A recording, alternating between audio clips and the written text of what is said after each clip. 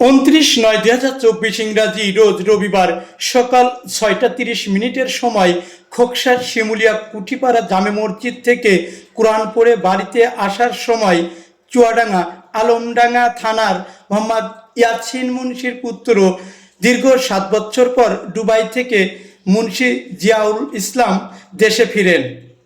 প্রবাসী মুন্সি জিয়াউল ইসলামকে বিমানবন্দর থেকে তাহার বাবা, স্ত্রী, সন্তান, ভাতিজা রিসিভ করে আসার পথে খোকসা শিমুলিয়া কুঠিপাড়া আসলে ড্রাইভার বেপরোয়াভাবে গাড়ি চালায় এবং ঘুমন্ত অবস্থায় নিয়ন্ত্রণ হারিয়ে কোরআন পড়া 5 শিক্ষার্থীর আঘাত করে পল্টন খেয়ে পুকুরের মধ্যে পড়ে যায়।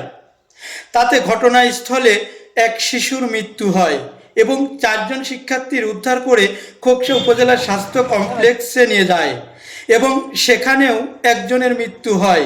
উন্নত চিকিৎসার জন্য 3 জনকে কুষ্টিয়া সরকারি জেনারেল হাসপাতালে নিয়ে যাওয়া হয়, সেখানেও 2 জনের মৃত্যু হয়। সর্বমোট 4 শিক্ষার্থী নিহত হয়, আহত 1 জন। 4 শিক্ষার্থীর মধ্যে কলন মিয়ার 2 কন্যা মারিয়া খাতুন এবং তানজিলা খাতুন, একই পরিবারের 2 বোন, এবং হানেফের মেয়ে মিম, হেলালের মেয়ে জুথি এবং আছরবাদ মরহুম মারিয়া, তানজিলা, মিম ও জুথির লাশ জানাজা শেষে পারিবারিক কবরস্থানে দাফন সম্পূর্ণ করা হয়। এমন মর্মান্তিক ঘটনায় 1/10/2024 ইংরাজি রোজ মঙ্গলবার সকাল 11টায় কুষ্টিয়া ভারপ্রাপ্ত জেলা প্রশাসক মোসাম্মদ শারমিন আক্তার মহোদয় ও খোকসা উপজেলা নির্বাহী অফিসার রূপা সুলতানা নিহত পরিবারকে সান্ত্বনা ও নগদ চেক তুলে দেন।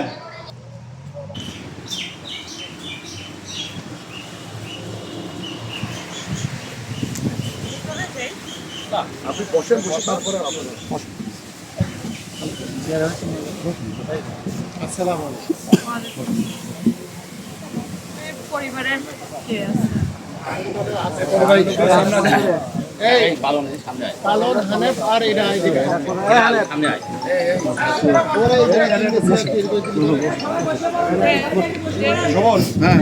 আছে তিনটে চেয়ার এই পাশে দাও, এই জায়গা দাও, এই পাশে দাও,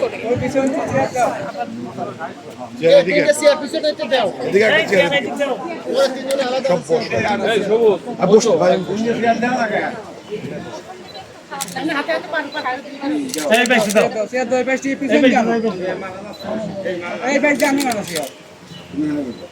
শোভন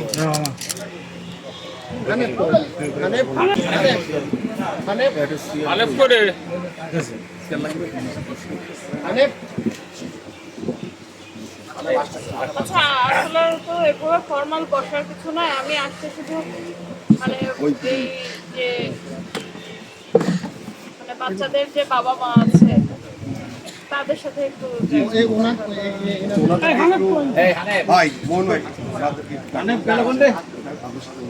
সেক্ষেত্রে বাড়ি কোনটা?